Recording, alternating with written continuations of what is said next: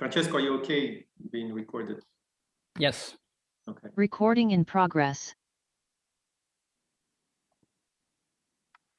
All right. Well, welcome everybody. This is the next edition of the virtual seminar of the International Institute of Physics in Natal. And today we're happy to have Francesco Buccheri with us. Francesco is a good old friend of the Institute. He was one of the first postdocs, maybe second generation of postdocs here at the Institute. And he was the one of those people who contributed to establishment of this Institute. So by his work and participation. So Francesco received his PhD from CISA in Italy. And after that, he was a postdoc here. He came here in 2013 and stayed until 2016 when he moved to Düsseldorf. And he's still in Düsseldorf and working on his habilitation dissertation. So Francesco is a specialist in integrable models and applications to different questions in quantum information theory and condensed matter physics. So today he will talk about Josephson Y-junctions. So the word is yours, Francesco. Thank you, Dimitri. Thank you, first of all, for the invitation and to everybody who chose to attend the seminar. So I'll please tell me if you can see my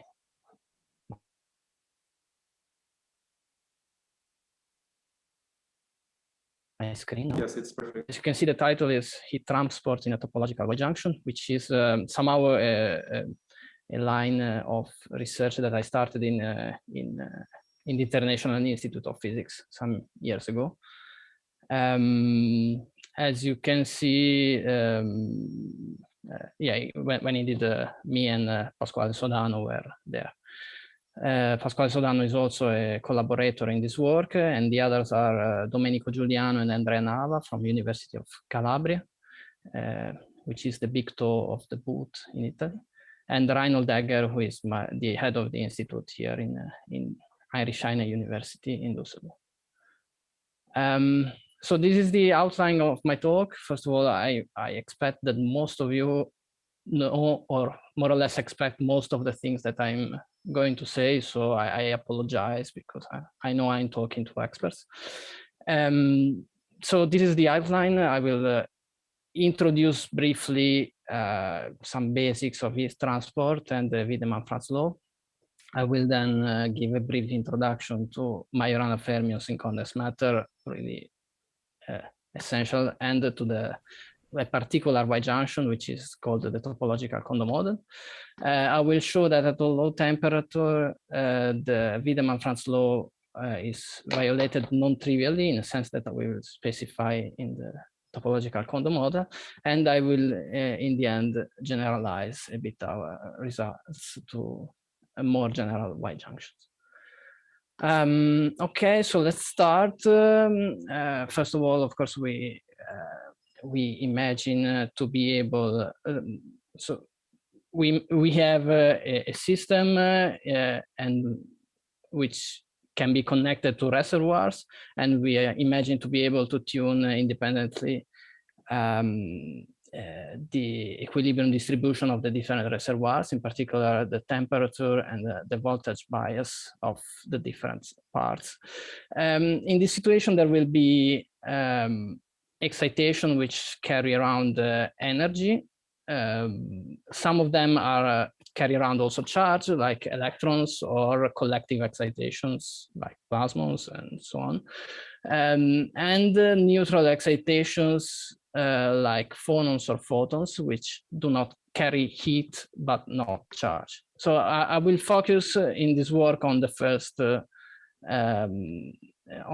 family of carriers. I will focus on the heat current, or the heat carried around the junction, which can be defined from Fourier law in terms of the gradient of the temperature locally, and a thermal conductance, which is this coefficient here.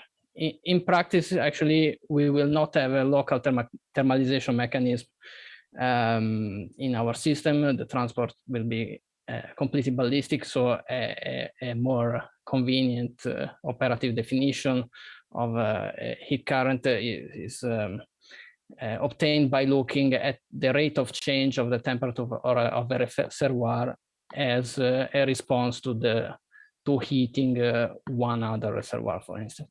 So through this relation with the heat capacitors. So this is the system that I will study. It's a Y-junction in which there are a set of quantum wires, and here are our reservoirs, and the excitation in these wires are connected by some boundary conditions, which can be specified either by a scattering matrix in the fermionic description or by a splitting matrix in a bosonized description. And I will show that the two things are give very different results. So I will focus on these, of course, electric and heat currents, which in linear response they are given by this expression. So let's. Can I ask a question? Oh, yeah. Hello. So what is this X, and how do you define the gradient of X? So no, that was a coordinate. This X, you mean? Yes. No, there was the coordinate along the line, but I'm not actually using this relation. I'm focusing on this on the rate of change of delta temperature in delta T. So small t is temperature. Capital T temperature, small t is time. Okay. Yeah. Okay, so electric current and heat current are related to voltage bias and temperature bias in one of the reservoirs, let's say in the reservoir attached to the leg B. And then one measures electric and heat current on leg A. And these are in linear response under a small bias. These are the relations. So we have electric conductance, thermal conductance, and the thermal power. So here there is in a time reversal invariant situation. So let's focus on the simplest case. So let's say we are able to specify the boundary condition at the center of the junction in terms of a scattering matrix, so that the modes that get out in leg A, the mode M, can be written as a linear combination of the modes that come in from all the legs here B. And these are the modes, so that the ones that come in from all the reservoirs. So in this situation, they are transmitted with this probability, and one can define a transmission matrix by summing over all the probabilities. And the various transport observable take a very simple form. So I am basically summing over all the possible energies, that's the density state, and summing over all the transmission, and I'm counting with the positive sign the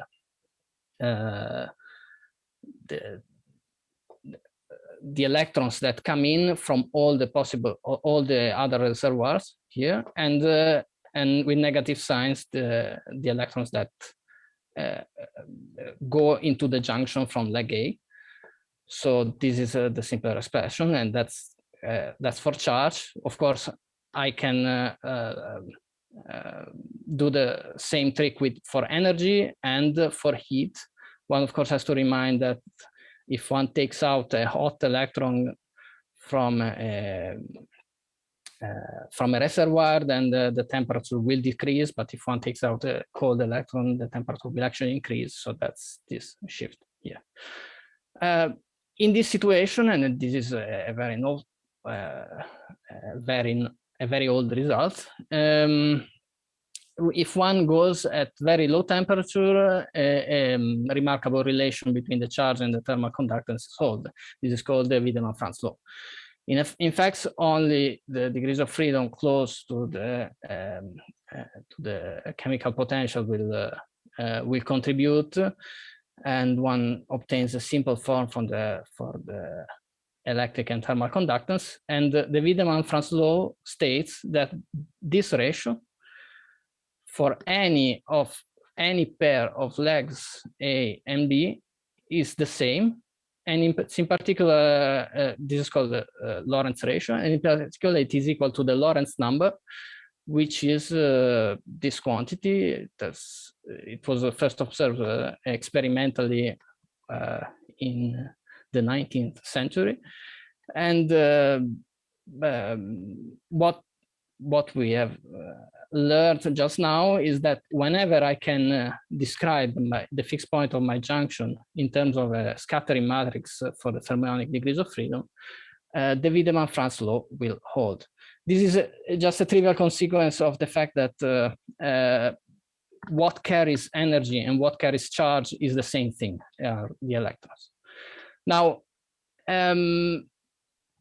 this is by no means fixed point of a S matrix. Sorry? The fixed point of the S matrix, what is it? You don't. I mean, it's not important what. I mean, the specific form of the S matrix is not important, but if you're able to describe, I will show a couple of examples of S matrix later on. But whenever you are able to describe the fixed point in terms of an S matrix, then the Wiedemann-Franz will hold if the temperature is low enough. Does it have to be like a free theory S matrix?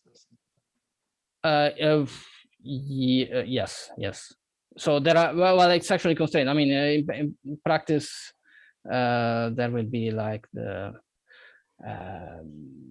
like permutation of legs, or well, there is a non-trivial fixed point, which is stable for interacting systems. So no, well, no, I would say no, it doesn't have to be free. Sorry. It has to be an S matrix. Thanks. Okay. So, okay, like as I was saying, the Wiedemann-Franz law is not a law of nature. It just comes from the observation that energy and charge go around by the same carriers, and in particular, whenever there are interaction in 1D, one can describe the system at low temperatures by using the Luttinger liquid paradigm, and in particular encode the interactions, electron-electron interactions, in a Luttinger parameter, which I am calling G. And Kane and Fisher a couple of decades ago and have shown that this already produces a renormalization of the Lorentz number by a factor 1/G. So I'm calling this trivial not because it's trivial, but because it's somehow predictable. I will and it can be set aside by tuning the distribution of the reservoir. I will come back to this later, but yeah, it is by no means trivial, of course. There are other situations in which it is known that the Wiedemann-Franz law is violated, like large momentum transfer to the lattice of a one-dimensional system, electron-electron interaction in general in 3 dimensions, or whenever phonons are involved, because of course they are neutral excitations carrying energy but not charge. On the other hand, it is known by direct calculation that the Wiedemann-Franz holds at low temperature for a set of systems. And these include quantum dots, even with the Coulomb interaction, in particular in the co-tunneling regime. So the idea here is that the in a singly occupied dot, the Kondo effect can arise at low temperature, so that conduction electrons will screen the dot, and a Fermi liquid ground state will be generated. And in this situation, one does expect the Wiedemann-Franz law to hold. But much less trivially, even in a non-Fermi liquid, such as the overscreen Kondo, so here the n-channel Kondo, it has been shown explicitly that the Wiedemann-Franz law holds at low temperature, and even in more generalized model, like the Cockburn-Schrieffer model, the Wiedemann-Franz law holds at low temperature. There is a particular system which maps onto an SU3 Kondo model, which I would like to mention. It can be found in this paper, some details, which is an island in which 3 fermions are present in the co-tunneling regime, and when the voltage bias is tuned in the single occupation regime, this maps onto an SU3 Kondo. Okay, so let's see something similar to this Kondo-like models, which is indeed the topological Kondo model. So what happens here? So just a slide to introduce the formulas. So I will focus on localized Majorana zero modes. One can see them as switches between degenerate ground states, which cannot be deformed one into the other by a sequence of local operations. They satisfy this relation, so they can be seen as their own antiparticle, if you want. It's a localized mode, but these are the anti-commutation relations. And of course, an immediate consequence is that a Majorana fermion is always half occupied, half empty, if you want, or one cannot define a fermion or an occupation number for such kind of particles, but they can be seen instead as half of a fermion, the real part of, or the imaginary part of a fermion in this way, for which an actual occupation number can be defined. So the interesting thing is that these two components of a fermions can be localized in different regions of the space, which makes them somehow protected against disorder. So they are deemed interesting for storing information. So for instance, okay, so a minimal setup for building a qubit would be with 4 Majorana fermions, at least theoretically. In this situation, one would have 2 fermion parity sectors, again using this definition above. And in each of these sectors, our set of Majorana fermions would behave like a spin 1/2 spin, so which can be seen as one can define these bilinears of operators and show that they satisfy the algebra of the Pauli matrices. Okay, so let's take such a box in which there are localized Majorana modes. No, sorry, one more slide. I would like to just say that there are different proposals in the last 10 years. There has been quite a lot of activity, especially experimental, for theoretical, but especially experimentally, and there are some very beautiful proposals. They involve ferromagnetic atoms on superconductor, or semiconducting nanowires, for instance, indium arsenide with strong spin-orbit coupling. Again, in contact with the BCS superconductor, which can be either a substrate or a full shell coating. So in this case, it's aluminum. Or again, like a proximitized superconductor on top of a topological insulator, which can be shown that traps a Majorana mode at the edge of the non-proximitized region.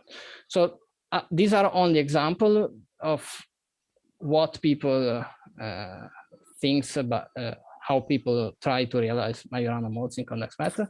The only common denominator, if you want, is that there is a superconducting substrate, which, if you want to realize this mixture of electrons and holes that I was telling in the previous slide. So let's go back to our Majorana box, and let's connect it to external interacting quantum wires. So let's say the minimal setup is like a minimal description is given by this Hamiltonian, in which there are chiral fermions one for each wire, traveling in one direction or the other, but of course one can add then interaction. So the interaction between the ends of the wires and the Majorana modes, assuming that there are no other degrees of freedom at low energy. So for instance, there is a large superconducting gap, is given by this hopping term. So T is a coefficient. Gamma is our Majorana modes, psi is our fermion, and if you want, this is the creation of half of a Cooper pair in the box. So this is just an effective term. It describes a superposition of hopping to and from the wire with the extra charge supplied by a Cooper pair whose number is not fixed in the superconductor. So this is the effective. In the end, this is the effective hopping. We will also consider a situation in which the charging energy of the island is large. So this EC is a very large term, and one can tune the number of the electrons on the island to some certain number ng, apart from small fluctuations or short-lived fluctuations, by applying a potential bias Vg. So this is a floating island. So in this situation, an effective theory describing the physics at time scales much larger than 1 over EC, over the charging energy, is given by this effective interaction, which has the form of a Kondo term. So a coupling. It can be shown that the anisotropies in the couplings are Gill relevant. So I'll take a unique coupling for all the pairs of legs. So you see there is a hopping, and there is a bilinear of Majorana fermions here. So it means that when the electron hops from leg B to leg A, it also changes the state on the island. So this is indeed sort of a Kondo, generalized Kondo term. I didn't get this. Majoranas are hopping from the box to the wire. I'm sorry, I cannot see. No, I cannot hear very well. Yeah, I'm saying the Majorana fermions are hopping from the box to the wire. This one? Yeah, the HT term, this gamma A to TA, Yes. Does it mean that the Maronas are also hopping from the box to the wire? No, no, no. I mean, no, this is an hybridization between the fermion at the end of the wire and the Majorana fermion. So what is hopping is a fermion. Okay, thank you. Thank you. Okay, so this is in the co-tunneling regime, this is an effective hopping between legs. Okay, the remarkable thing is that these problems, which we formulated in terms of fermions, can be admits actually a purely bosonic description. And the trick is, of course, to bosonize the fermions by means of two bosonic fields, phi and theta, which are bound by the boundary condition at the center in the end. But as shown in these two papers, one needs to remind that the anti-commutation relation between fermions on different legs have to be preserved, so one must not forget the Klein factors in front of the fermions.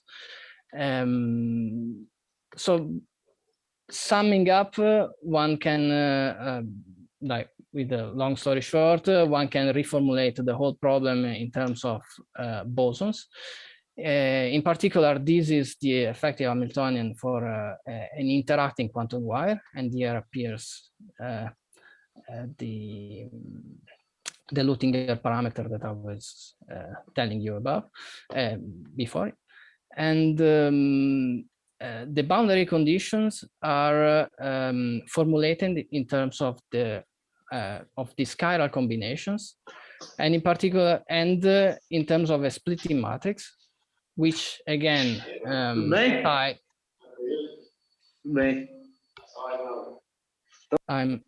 ties one chiral field to all the others by this. Sorry, this is a B actually. Apologies. By means of these relations. So it is convenient using this to perform the trick called unfolding. So describe the whole system in terms of a unique chiral boson, and then rewrite the Hamiltonian in this form. And the Majorana fermions and the Klein factors get fused into a unique fermionic degree of freedom, which factorizes out of the dynamic. So it's a number,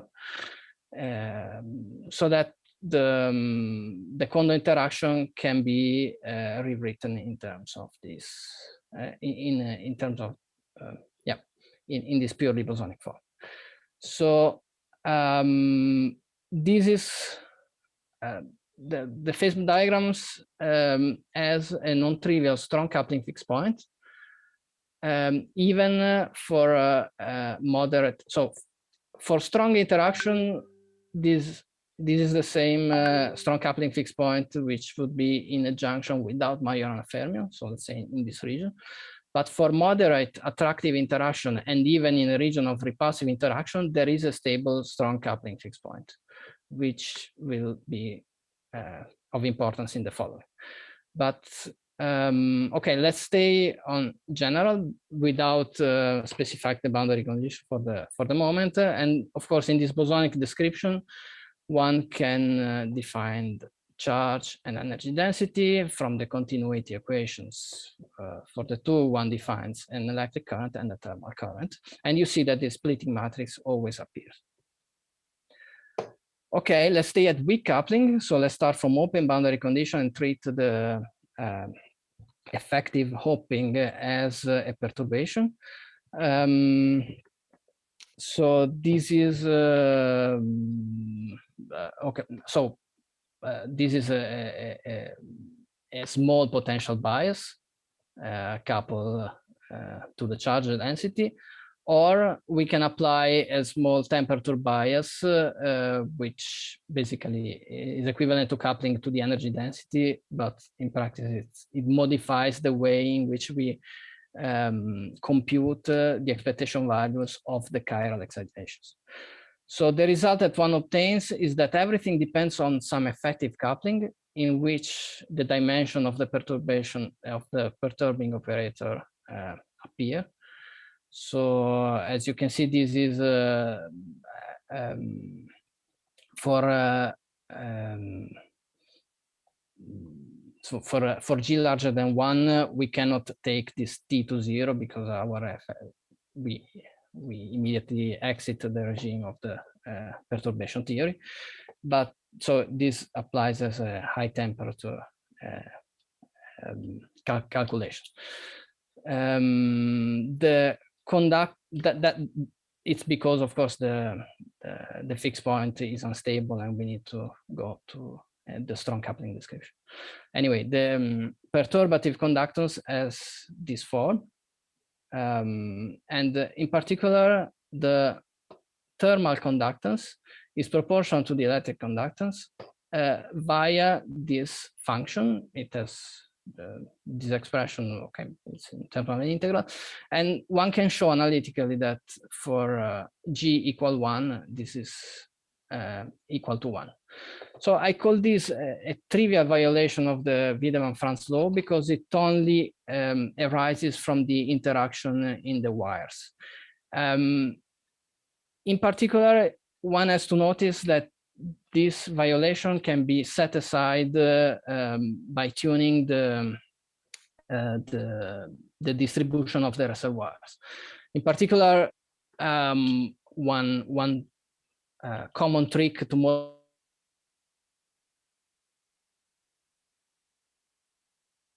the reservoir arises by some interactions, and in particular by a Luttinger parameter G reservoir, and one can show, okay, one assumes transparent boundary condition at this interface, and one can show that the splitting matrix which is felt at the junction, if one inject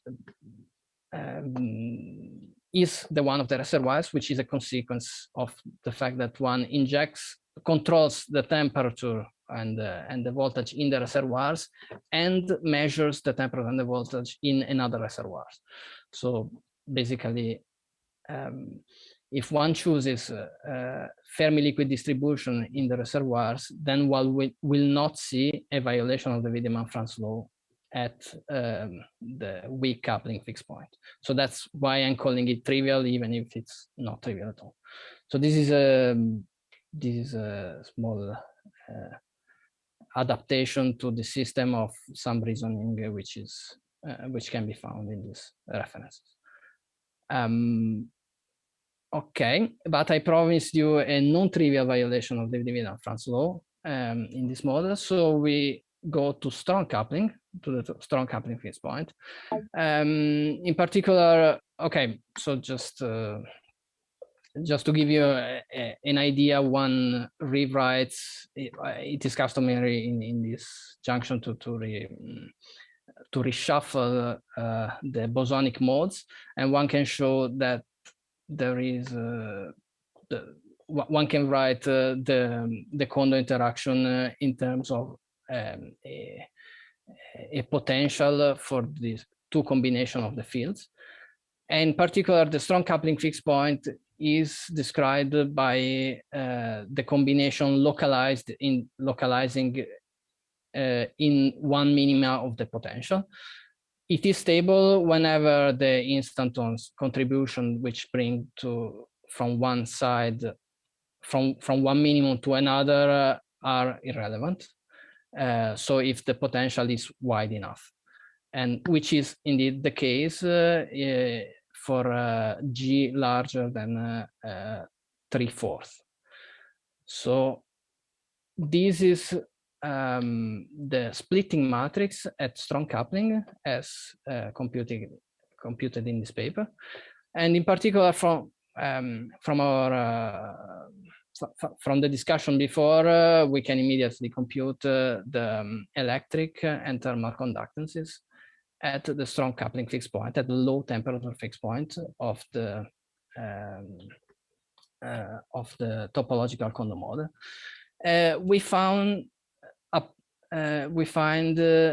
that aside from this trivial violation, there is a non-trivial factor, 2/3, which basically does not depend on energy, on anything else. So does not depend on the bare strength of the contacts. Does not depend on whether on whether they are isotropic or not. So this is this should be a robust prediction at low temperatures.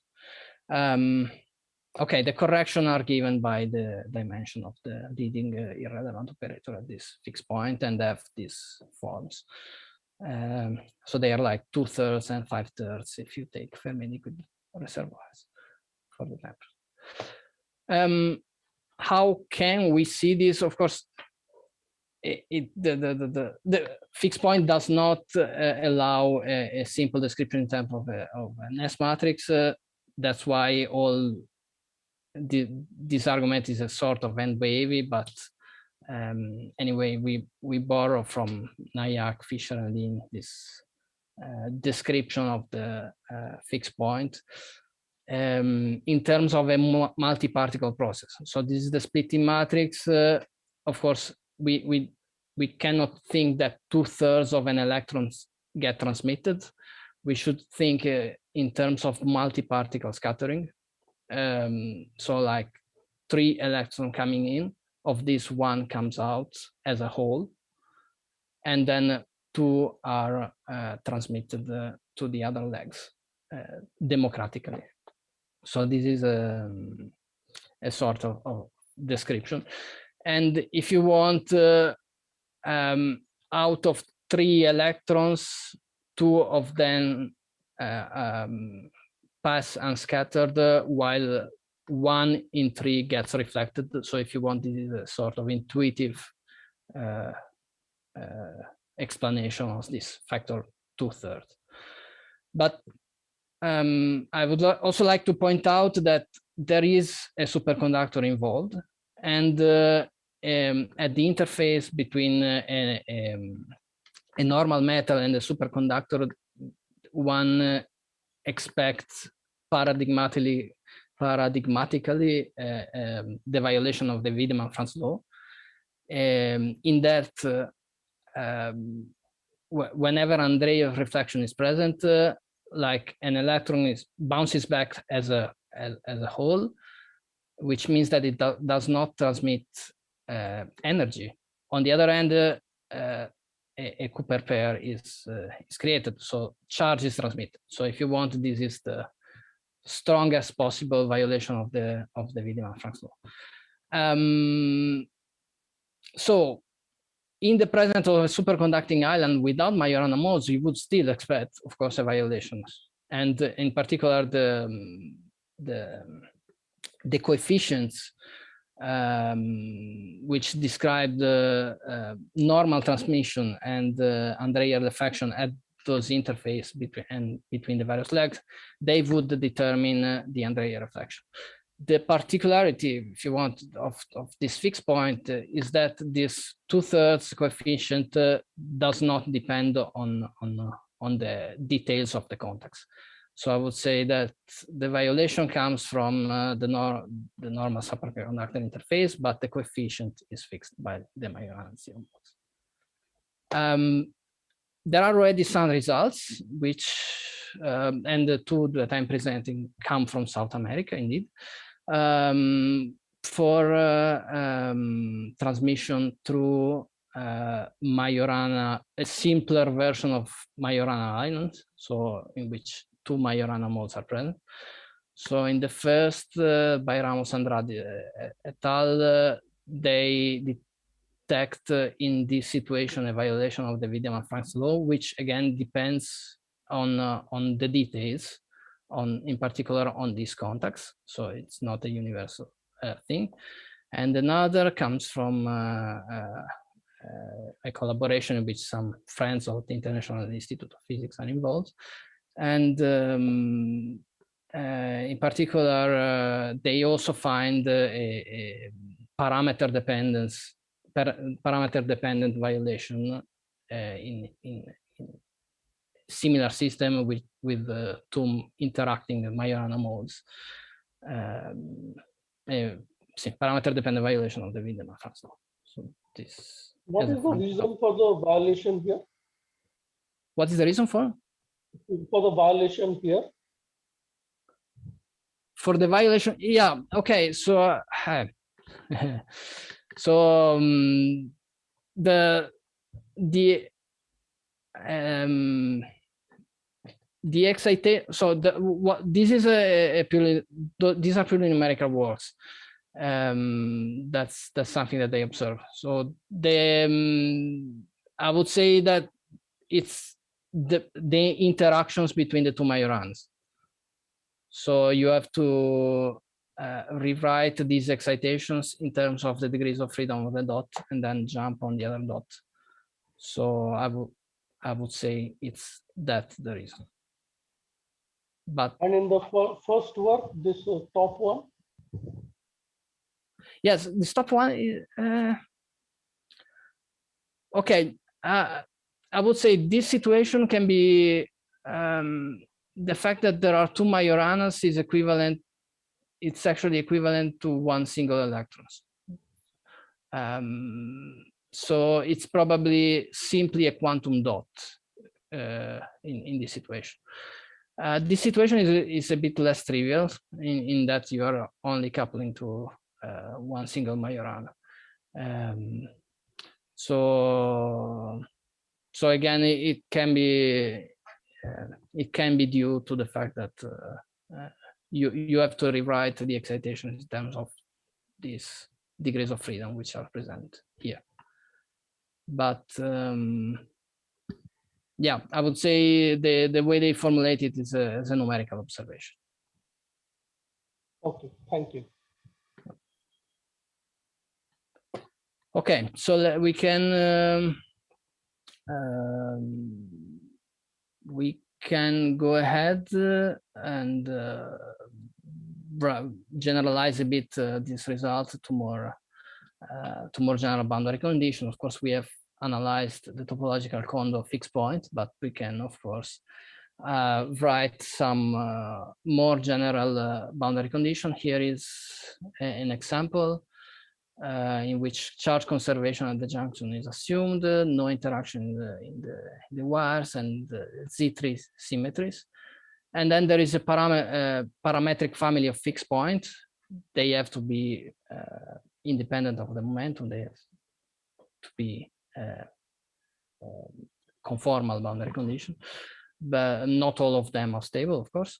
But for any of these choice, one can write electric and thermal conductance and write down a Lorentz ratio. So one can see that in general, for these, with the general parameter, it can be the Lorentz ratio can be different from L0. But it's important to notice that not all of these fixed points represent endpoints of a boundary flow. In particular, if one has a simple direct hopping between the ends of the Majorana islands, one can only find a stable fixed point, the disconnected fixed point, some chiral fixed point only if there is a flux piercing the junction, but we can leave this aside for the moment. There is a non-trivial M fixed point in a certain parameter range, and okay, so this dp fixed point would be our topological condo fixed point. So this is to be contrasted with the Majorana islands. So as you can see, the main difference is for repulsive and weak interaction, for which this strong coupling fixed point, which is the same fixed point here, becomes stable in the presence of the Majorana. So in particular, for the endpoints of this phase diagram, there is no violation of the Wiedemann-Franz law. And this includes the non-trivial M fixed point, which admits indeed a description in terms of a scattering matrix, which implies that unless we have very strong interaction in the wires, we will always have the Wiedemann-Franz law satisfied. The only way out is to have Majorana modes in the box, which indeed will change the low temperature physics. Again, of course, one can generalize this to general boundary condition, and one always finds a non-trivial, if you want a trivial violation coming from the interaction and the non-trivial process coming from multi-particle scattering. So for instance, this would be a generalization of this fixed point to n legs. And so this factor becomes, this factor 2/3 becomes 2 over n. Why can this be useful? One question. Yes? If you reduce the number of legs to just 2, do you still see the violation? No, no. Okay. So you have to have at least 3 legs. Yes, so it's this situation. Okay. So no violation. Oh. Okay, so so this observation could be useful in the detection of the Majorana Majorana quasi-particle if they are indeed there. We have seen that if you substitute Majorana quasi-particle with fermions, you don't have a violation of the Wiedemann-Franz law, or if you don't have quasi-particles at all in the island. So one can try to give some predictions, and okay, just for instance, there is a recent preprint in which 2 indium arsenide nanowires are coated with the coat and the coating is bridged by a superconducting. So the superconducting coating is bridged. So they are basically realizing potentially realizing, they don't show this, but the system can be a candidate for hosting for Majorana modes.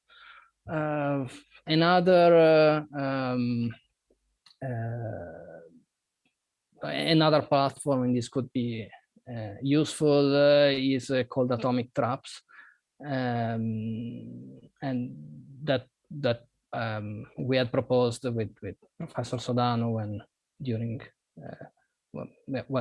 we were there. So one could think of parametrically exciting the content of the cold atoms in one leg, and to measure then the distribution by releasing the trap on another leg. Okay, I won't keep you much further. This is just the last slide with the summary. We have seen that if we are able to write the boundary condition in terms of a scattering matrix, then the Wiedemann-Franz law must hold. This is not a new result, actually.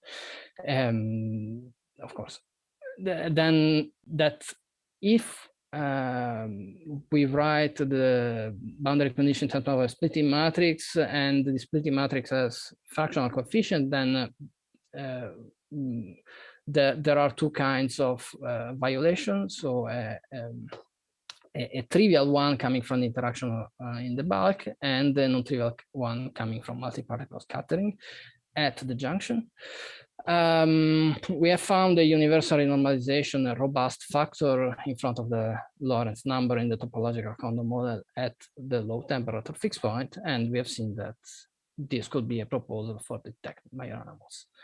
So I thank you for the attention, and I'm happy to answer your question if I can. Thank you very much, Francesco. So do we have any questions? Please raise your hand or write your question in the chat. Oh, I have maybe I'll ask the first question. So I missed it a little bit.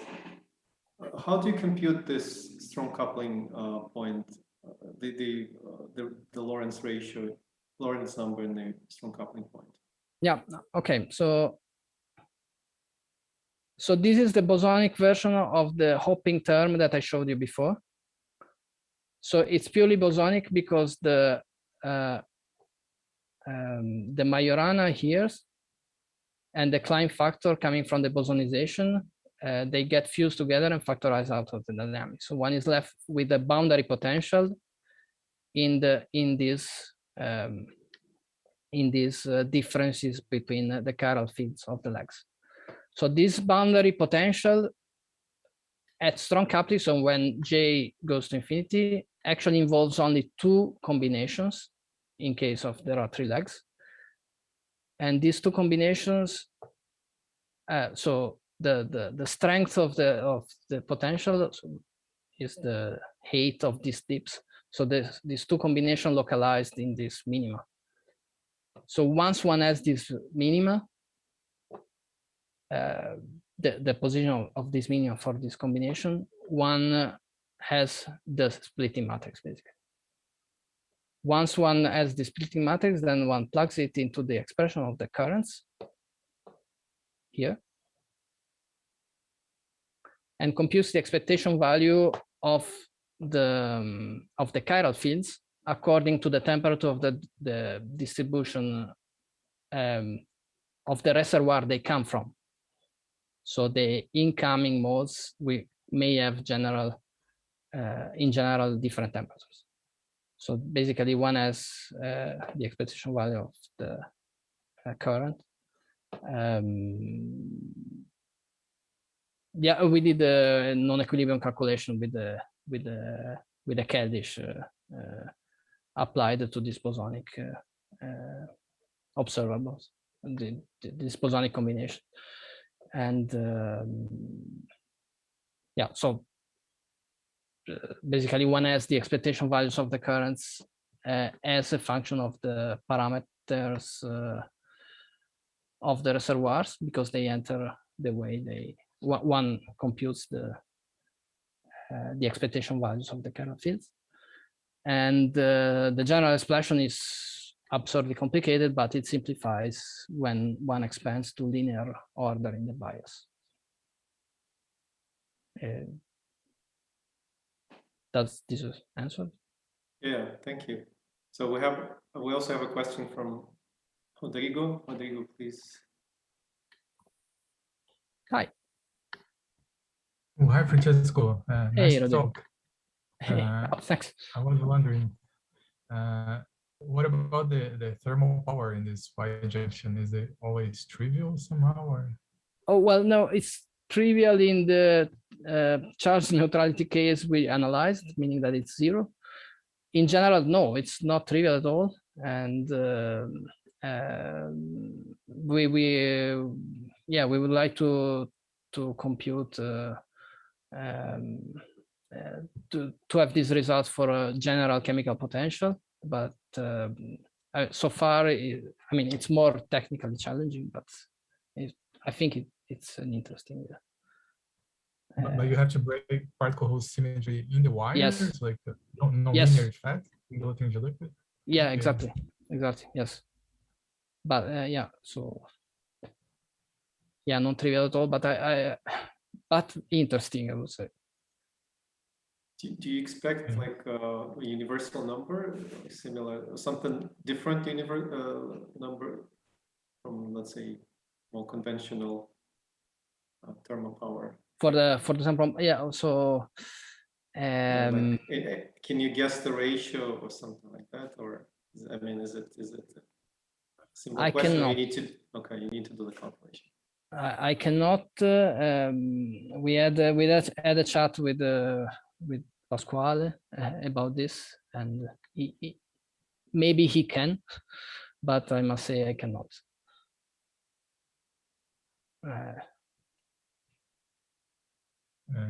Another question, if I may, Dimitri.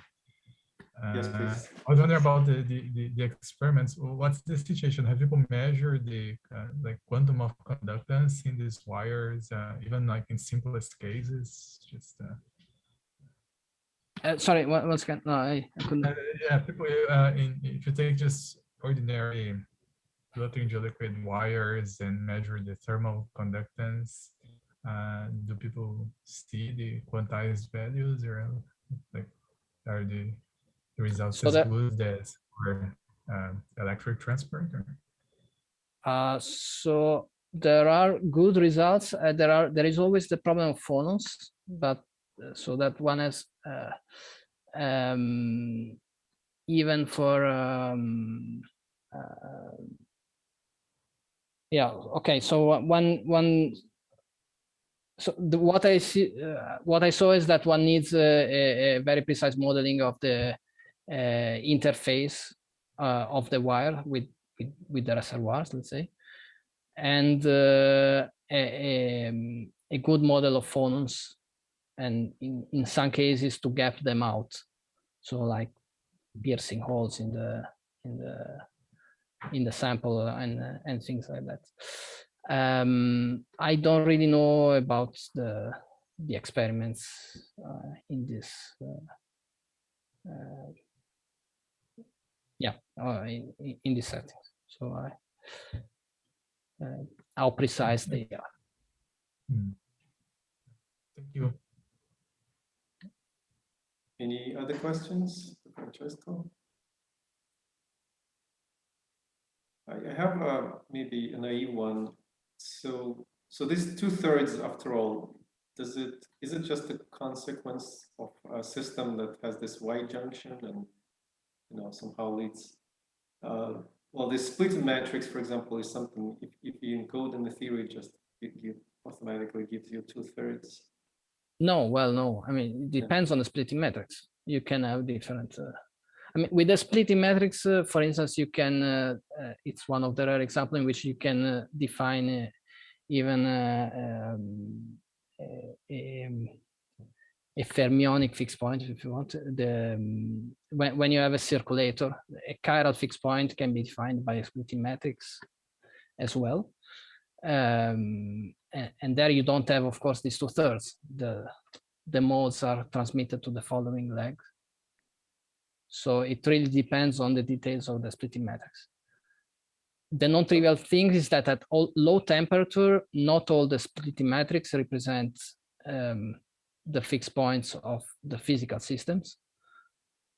And for the systems most similar to the Majorana box, this splitting matrix is somehow trivial, so does not originate a violation of the Wiedemann-Franz law. So yeah, I guess maybe a bit more naive question is how universal this system is. I mean, can you expect this kind of coefficient maybe mesoscopically would be or macroscopically would be a proper word? Like in a system, not just cooked as this very special Y-junction, but maybe in some.